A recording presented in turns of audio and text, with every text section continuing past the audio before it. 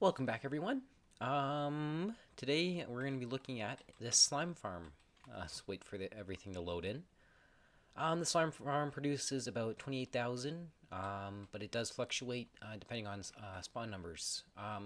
It uses the power of a big perimeter in order to reduce, or in order to manufacture all the mobs to spawn in certain areas. And of course, as you all know, the more spawn areas you have, the greater the efficiency of the farm will be. This is why many large-scale, high-efficiency mob farms utilize the entire 128 byte radius. And that's what a lot of technical Minecrafters deal with in their farms. Obviously, in a slime farm, it's predicted where the slime chunks are going to be, and the way I can figure that out is if we use a thing called Bounty Box Outline Reloaded. This is a 1.17.1 version, and it's a really good mod. You can use it for fabric, and it helps you locate where your slime chunks are.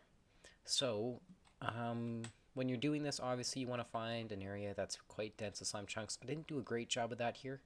You can see this is actually quite sparse, especially in this area. If I had gone a little bit further out that way, it would have been a lot better. As most of you will know, with slime farms, slimes can only spawn between levels Y0 and Y level 39. So we utilize this on where our slimes can spawn. A lot of people are going to tell you that slime farms are complicated and difficult to build. That's not true. They're just large scale. The most difficult thing about building this farm is building the perimeter. I went extra far. I decided to do 257 block diameter perimeter, and again, that's just if I was out here AFKing. I'm not loading anything else out of the world instead of being locked to one position.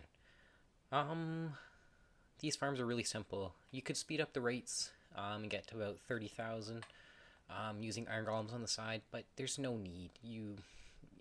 All you have to do is AFK for an extra 5 minutes, and you're already there at that 30,000 mark. Using this, the slime's random AI is just going to eventually pull them to jump off the end, and then using the update suppressed portals. We keep them sliced so slimes can just fall right in. If you don't want to do this, you can actually just use water, and you can place it on the bottom, and eventually when they jump down, you just push them into portals. But for efficiency and to get the slimes out of the world as fast as possible, we use slice portals. In the tutorial, I will go over how to build slice portals, and also I'll link a video in the description talking about the possibilities of update suppression.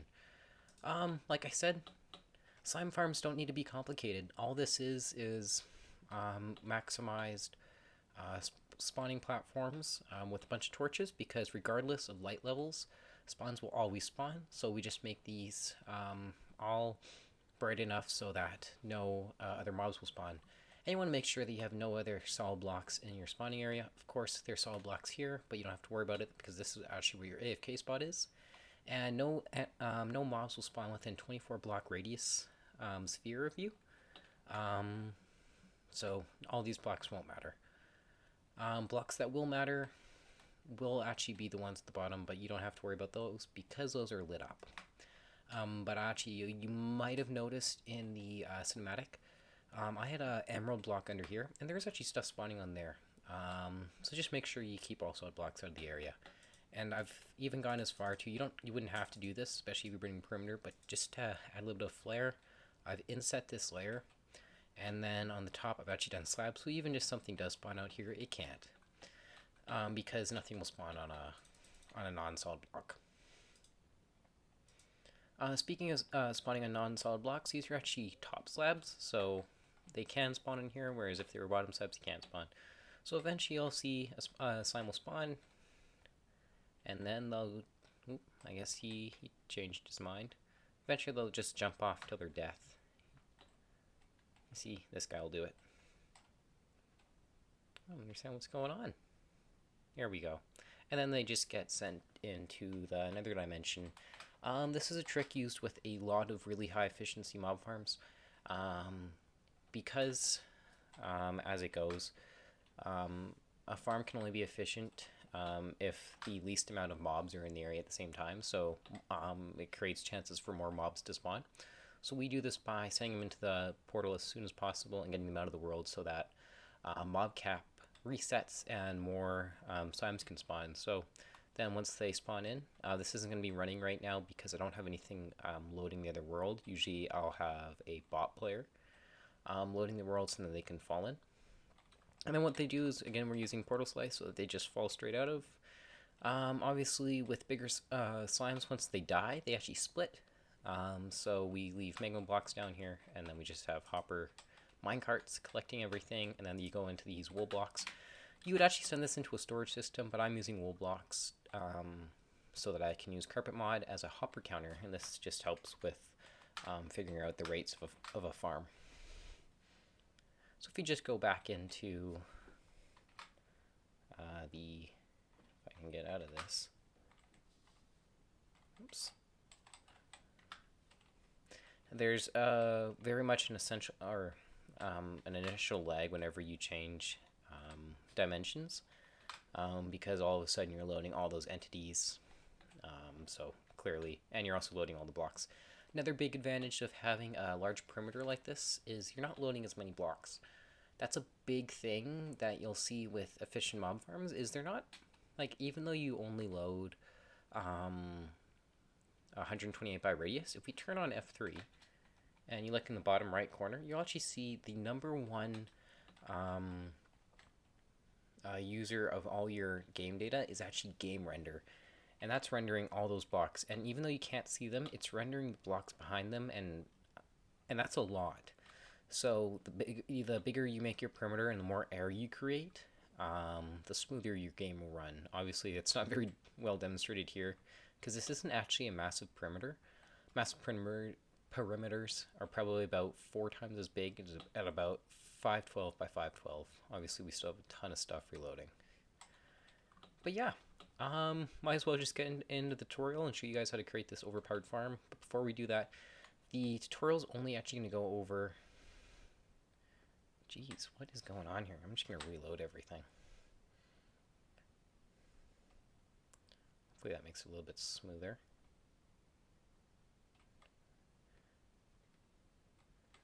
That's actually sucks. I'm just gonna reload the game.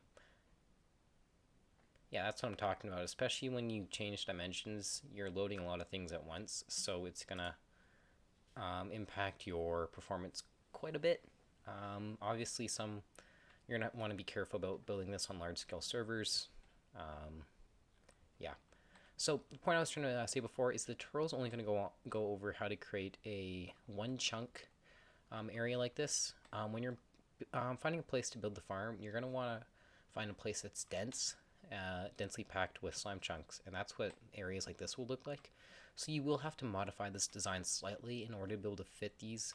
Obviously, these like 3x1 ones are pretty simple. There's a 2x1 in here somewhere. That one.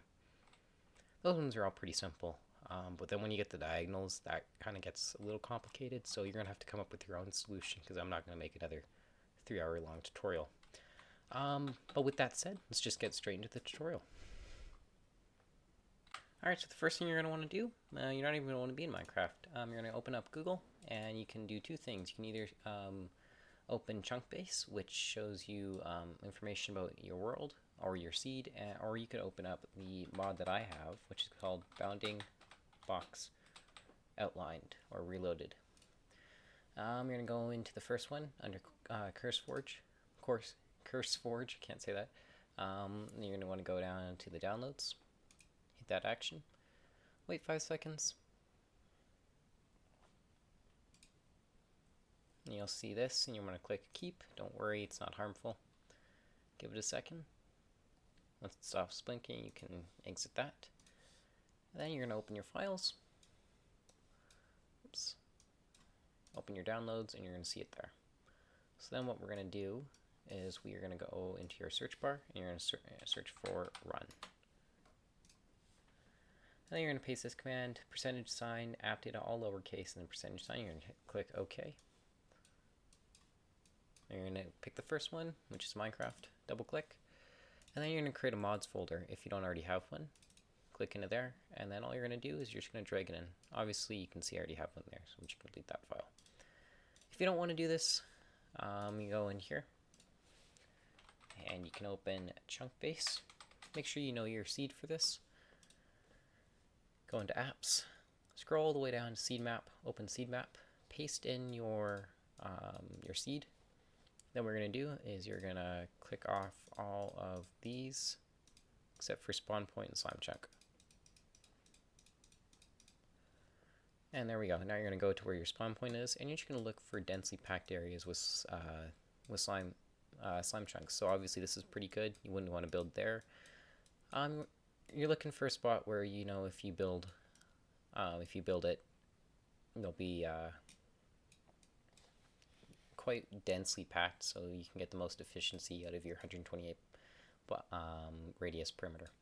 So I would say you probably want to look, let's see, look for a good one. Like here's actually pretty good. Ooh. I think we're going to go here. So what you're going to do is you're just going to hover over the area, and in the bottom left it'll have an X and a Z value.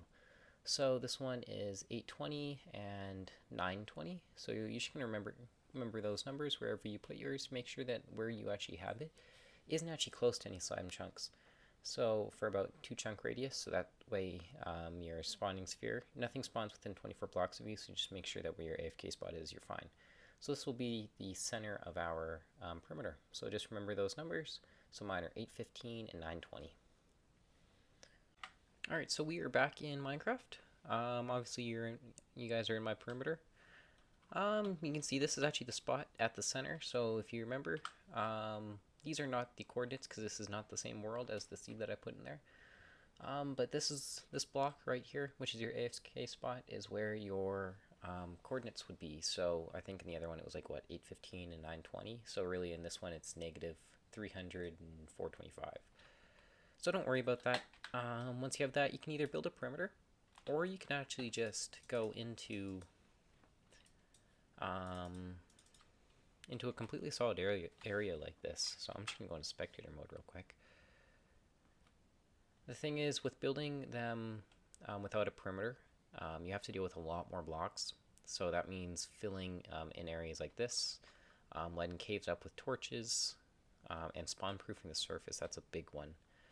Obviously, a perimeter is a lot of work, but it's worth it in my opinion.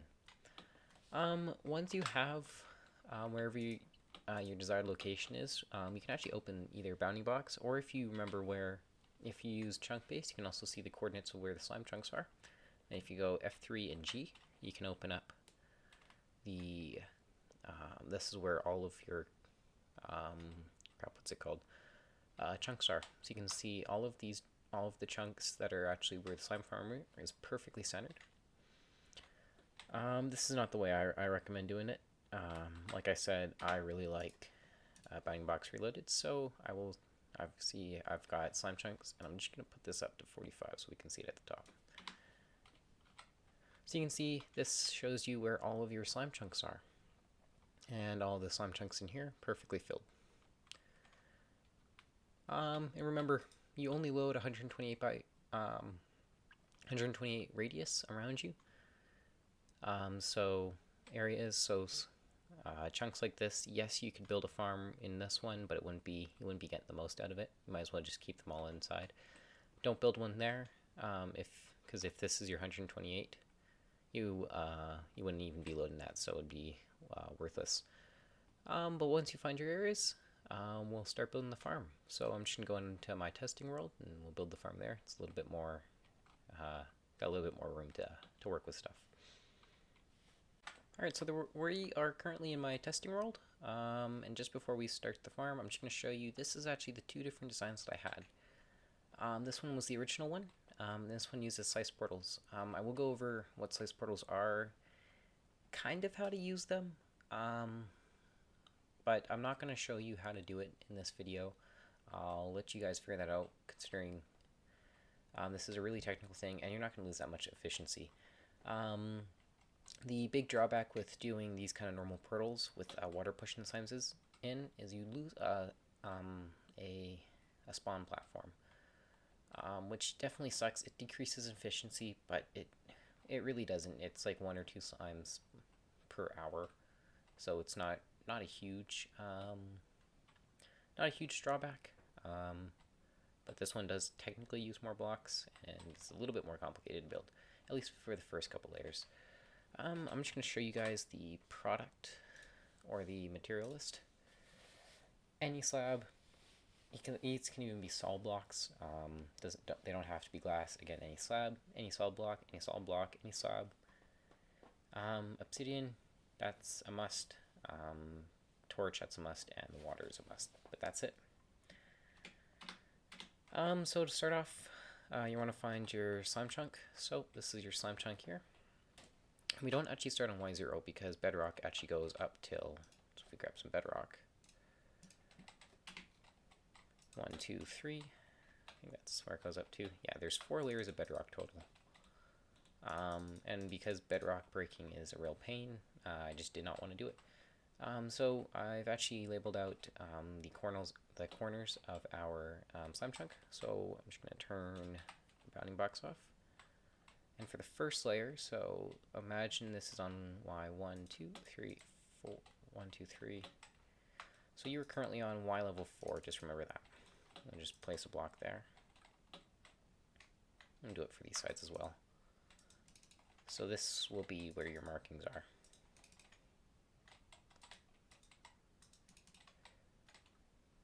Just like that.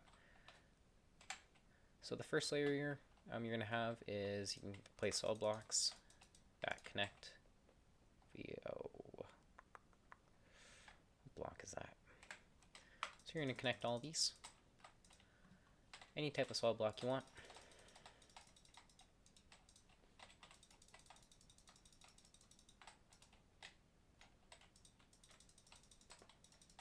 And you can take away those ear markings. So what you're going to want to do is you're going to want some slabs. So I'm just going to get some plain old stone slabs. And you're going to want to fill in from here all the way to the other side. So I'm just going to do an easy fill. I'm just going to /fill. Obviously you can't do this on survival be nice though. Make sure these are bottom slabs. This is just to make sure anything underneath the spawning platform doesn't actually spawn, because nothing can spawn on bottom slabs. And then go stone, slab, type equal bottom. Just like that. And then you can actually break these corner blocks. Just to make this easier. If you look to the right, we are currently targeting Y level 4. So just make sure these blocks are on Y level 4. If we turn our bounding box back on, you can see this is perfectly within that chunk. So it should be a 16 by 16 area. Then what we can do is we can grab some more solid blocks from these corners. You can fill them in. Again, these can be any solid blocks. Then from the corner, you're going to go out 1, 2, 3, and 1, 2, 3, and then you're going to draw kind of a triangle like that. You can do that for each side.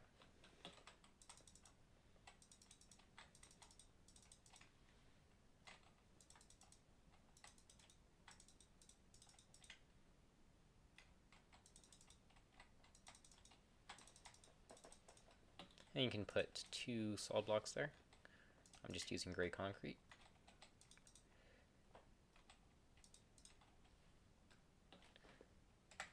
Then what you can do is you can fill in all this empty space with more solid blocks.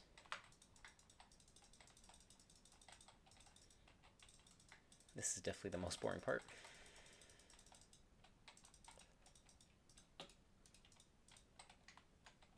And again, on all 4 sides.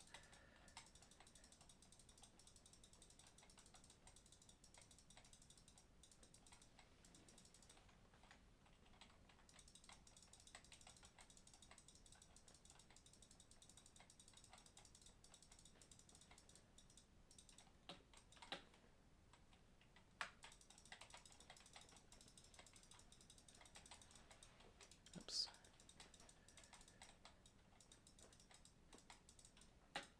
From there, you can grab some obsidian. Make sure it's not crying. And then you're going to go 1 block, and you're going to go 1, 2, 3, 4, 5, 6, 7, 8, 9, 10, 11, 12, 13, 14, 15, 16, 17, 18, 19, so it should actually be 20. And then again, 1, 2, 3, 4, 5, 6, 7, 8, 9, 10, 11, 12, 13, 14, 15, 16, 17, 18, 19, 20. And you're going to do that for the other 2 sides as well.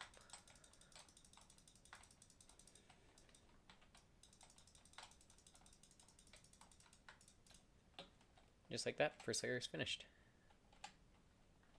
Next layer, you're just going to build this up again. So 1, 2, 3, obsidian, obsidian. 1, 2, 3.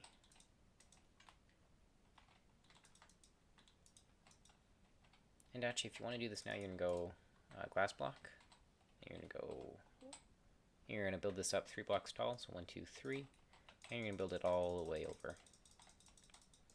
Again, just to save some time, I'm just going to cheat this.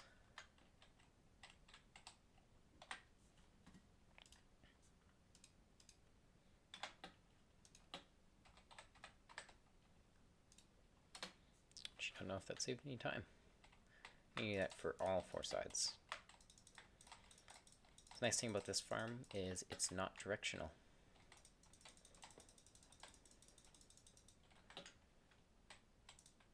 Again, if you guys would like the schematic, it's in the description. I will have both a portal version, slice portal version, and then just this regular one. If you guys want to build the one that I'm building, it is called Golden Aaron's Slime Farm, and then in brackets, normal portal.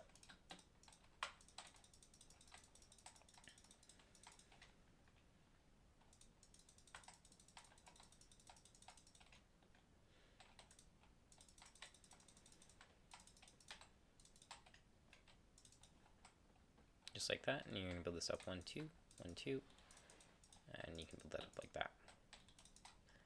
So you're going to go up 3 blocks total on all sides. 1, 2, 3. Same over here. 1, 2, 3, 1, 2, 3.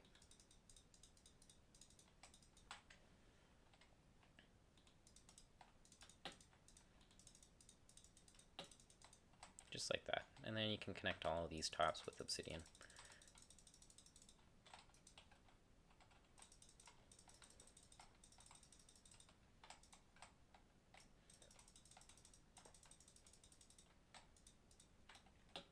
To stop spawns, you can place some slabs. Oop, forgot some there. You can place any type of slab just on these corners, like there.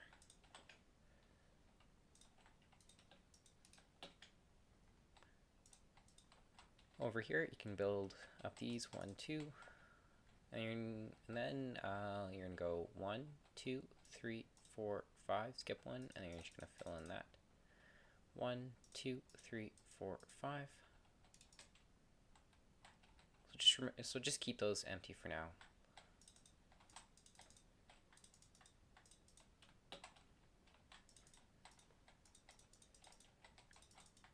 This is just going to be where you place your water. It's actually going to be here, but it's just a good marking.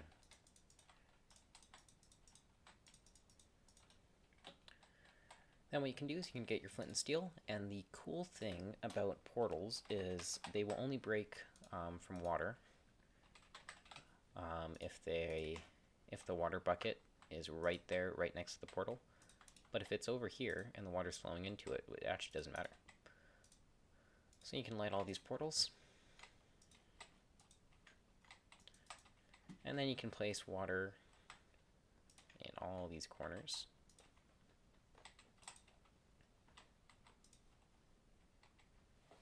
And then you can place a block and then water, block, then water on all these corners.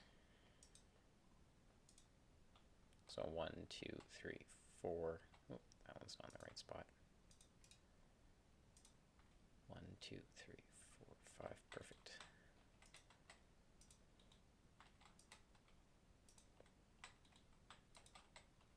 Obviously, you kind of get the idea once you've done a few. Then what you can do is you can place corners like that, and you can fill this all in.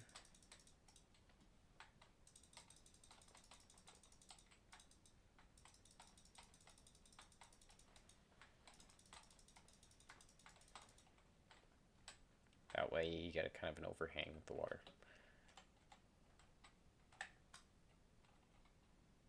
Then, actually in this corner, I forgot to place those blocks. Oh, that's weird.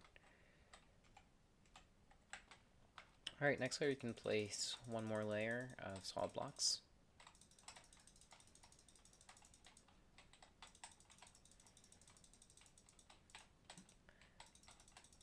And then you can either place solid blocks from here and just kind of build a floor, or you can actually just build some slabs.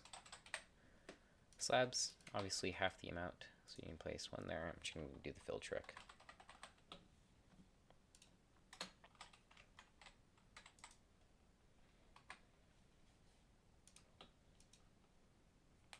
And what do I call it? Smooth stone slab. Type top. Love that feature. So that is actually your first spawning layer. And then the torch placement, which is important, you're going to end up probably memorizing by the end of this. If you go in 1, 2, 3, 4, and then you're going to go diagonal from that. And the same on this one. 1, 2, 3, 4, diagonal. And of course 1, 2, 3, 4. And you get the idea. Then for these center ones, you're on that fourth one, you're going to go 5, 6, 7, 8, 9. And that is your spawning platform. Then you can just place some like this.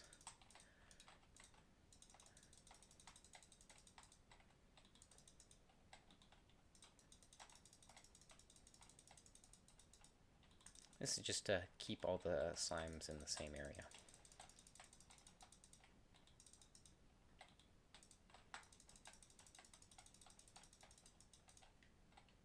Just like that. So I'm going to skip over doing the walls for just now. So this is going to be the most repetitive thing.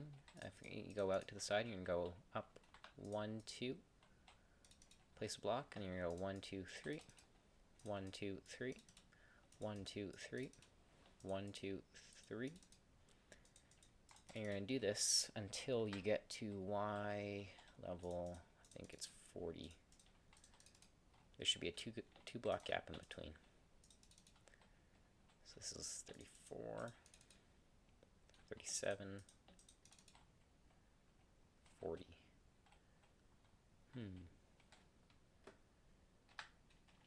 So you're actually going to just delete that block for now. Then what you can do is you are going to build the same floor over and over again. So you're going to go 1, 2, 3, 4, 5, 6, 7, 8, 9, 10, 11, 12, 13, 14, 15, 16. And over another 15. And this just covers your entire chunk. And then you're going to build that floor that you see here. So actually I'm just going to fill this in. You can break that block after you're finished. So slash fill.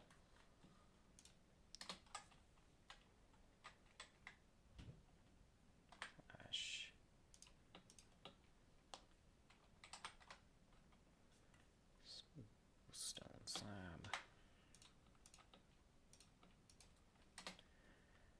And then you're going to do the same pattern. So 1, 2, 3, oops, I did that wrong. 1, 2, 3, 4 diagonally. 1, 2, 3, 4. And all these torches are placed in these areas to ensure that no mobs other than slime spawn, because slimes actually spawn in any light level in slime chunks from Y level 0 until I think 39. Don't quote me on that though. So 1, 2, 3, 4. So 2 reasons we use slabs here. One, for 2.5 blocks, it allows the big slimes to be able to jump and move at a normal pace to get to the edge, and it also reduces cost of blocks because you're essentially getting 2 layers for the price of 1. So 1, 2, 3, 4, 5, 6, 7, 8, 9. Yep. And what you're going to do is you're going to copy that layer and you're going to do it for every single one. Yeah. So you guys will get a time lapse of this, but I unfortunately have to sit through it. So enjoy.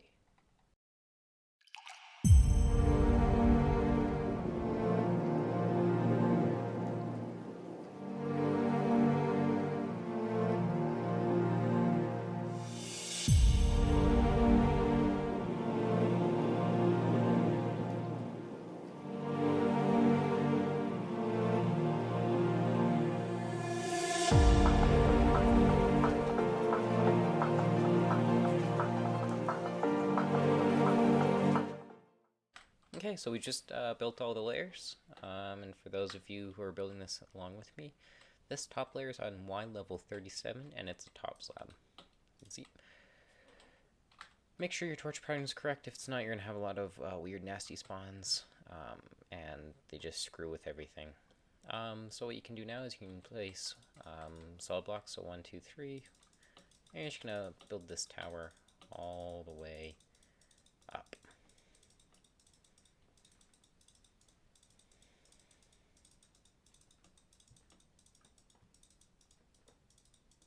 And if you guys are using the bounding box reload or outline reloaded, you'll see there is a small line 1 block above this, and that's to represent the last layer that slimes can spawn. So as long as their feet are touching in here, they can spawn. If they were spawning, they cannot spawn 1 block up though. So if we go, where's the button? So you can go 1, 2, and then 3 blocks above. And you can do that for the other side as well.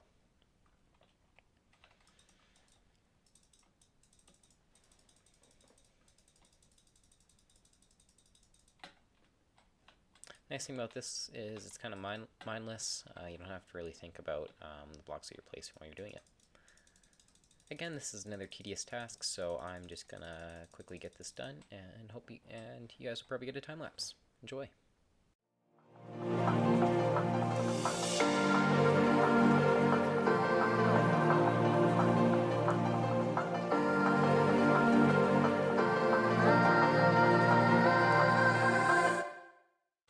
So continuing back with the farm, the rest is actually going to be quite simple.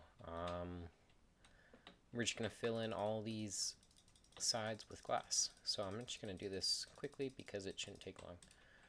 And, you know, these don't have to be glass, but it's cool to be able to see the slimes commit suicide and jump off to their deaths. So I'm just going to go with the fill command again. It's really nice that that Minecraft actually implemented this. It saves a lot of time, especially in creative. Especially when designing farms and taking them down, makes it easy enough to rebuild them. Or if you don't want it there, you can just delete it. You don't have to use like TNT or something stupid. And plus, it's also pretty simple to use.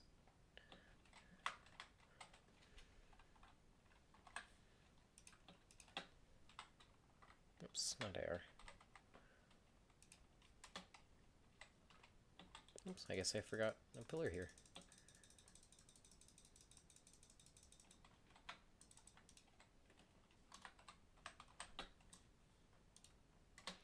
Yeah, for those of you who are watching and don't know about a lot of mods, there's a lot of really good ones like Carpet. That one's really nice for especially complicated shapes. You can draw them. What else is there? Tweakeroo is really good. World Edit's probably the biggest, most famous one. But yeah, mods make the game a lot easier. I especially love Litematica. It's easy enough to design farms and then be able to make copies and then test them, like you can see with the spruce tree farm. That one went through like 8 iterations, though there's only like 5 showing there. Yeah, it's a nice tool to be that just makes your life a lot easier instead of having to rebuild something over and over again or use backups. So once you have all of those sides filled in, that'll probably take you about an hour just to fill in all that glass. It doesn't look like a lot, but it's a lot of work. So I'm just gonna pull up all of the layers so we can see.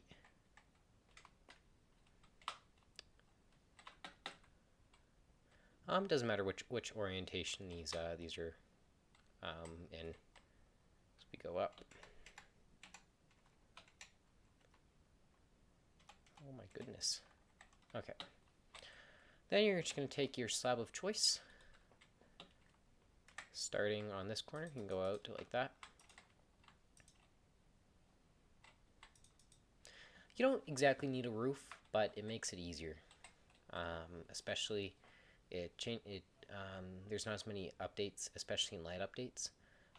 Especially when the sun goes down, it's got to update all those blocks. So with all the torches and then a roof, it keeps the light level constant, and it actually makes an impact on your leg.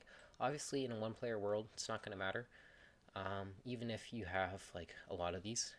But it will matter on servers and multiplayer servers, because you have so many people loading so many different things. It helps the server out, especially with spacing out, I guess, their resources. So you're going to go from that little shape and go out. Oops. 1, 2, and actually here I'll just build this out, and then you guys can copy off that design.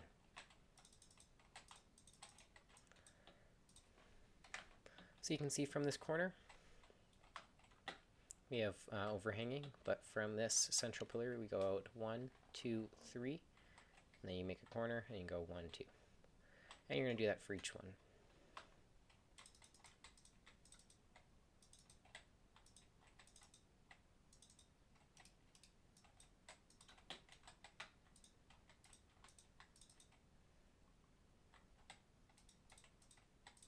Roof's always good idea for a farm anyway.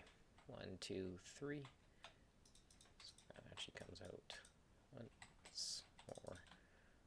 It's like that. Yeah. So again, do this for all the sides. 1, 2, 3. Perfect.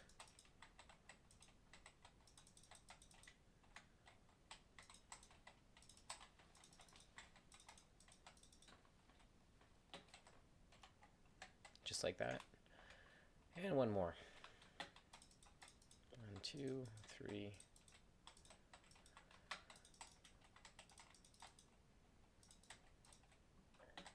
It's up to you really how you want to build your roof. I recommend doing it with slabs. Again, half the materials, and it accomplishes the exact same thing. Plus, it's not too expensive. And then the rest, just fill in with slabs. So I'm just going to time lapse this real quick, and we'll be back.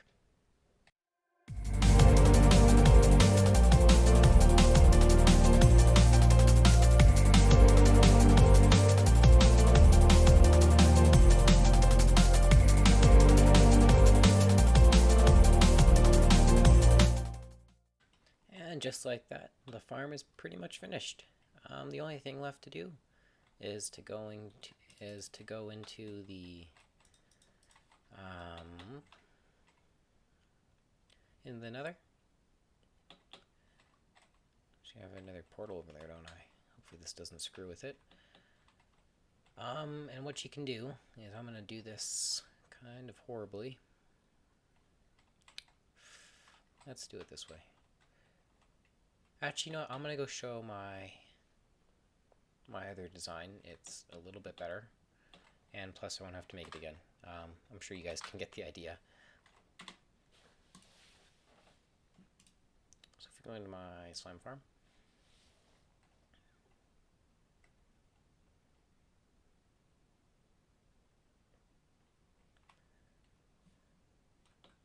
and what we can do is we can just go through one of these portals.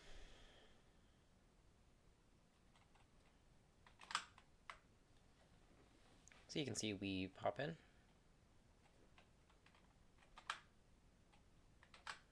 And then this is actually our kill chamber. So I know I said no slice portals, but don't worry, this will work with just a normal portal here as well.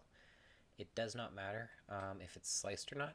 So even if you just have the obsidian blocks at the bottom, you're fine. So essentially what you're going to do is once you go through that portal from your farm, it's going to generate a portal on the other side. And all you have to do is put a glass tube around it and then have a drop chamber. Like the chamber doesn't even have to be 10 blocks tall. It can have magma blocks along here. It's not going to ruin efficiency. It's not going to hurt rates. I just did the drop tower just to kill them as quick as possible.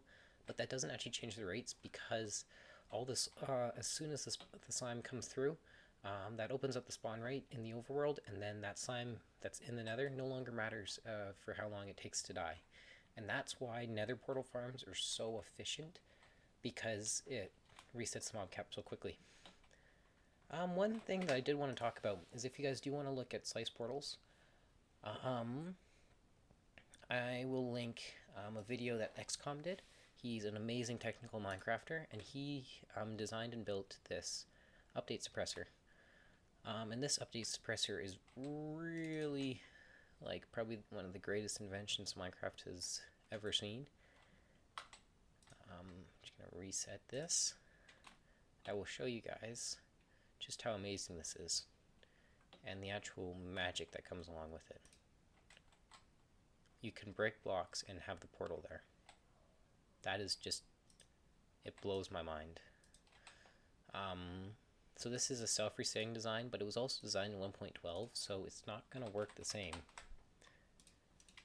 So you can't do it too many times before you start ruining stuff. So you see you have to reset it each time that you do it. But essentially what an update suppressor is it takes updates, and XCOM figured out that the way that updates work is when you break a block, it destroys all of the, it only updates going west. So if we actually open F3, you'll see on the left side, it says facing west. So the way that updates work is you can control their path. If you reset this again. So when you update a block like this, the updates go left, and then what they do is they get hit by the rail, and they get transferred along the rail, and then they get suppressed by this big array, and that essentially quits all the other, what's it called? All the other updates from the world. So it doesn't actually update this portal block, which is why you can have cursed portals like this. And it's probably one of the coolest things you can do. So yeah, I'll link a video to his world, or to his video, and if you guys want to see that, check it out. So before I let you guys go, I just want to say thank you for any of you guys who actually made it to the end of the video. I know this is, again, quite a long one, but I hope I helped some of you come up with a good slime farm. Like I said before, slime farms don't even be complicated, and they're fun to build. Well, except for the repetitive nature of building all the blocks. But I love farms that look like this, especially with big perimeters, and the efficiency like the rates pay off so much, and it pays to have good farms like these. Obviously, you're not going to see any slime spawning right now because I actually have my mouse pointer turned off. But yeah, if you guys really like this video and you want to see more like it, I've got plenty of farms coming. I've got a wool farm coming, eventually an ender pearl cannon. I've been working on that for the past couple months. I just haven't got to the place where it's reliable. But yeah, plenty of farms to come, so if you guys want to see more like that, consider subscribing. It's free and helps me out. But that's all that I have from you guys. I hope you enjoyed, and I'll see you in the next one. Bye.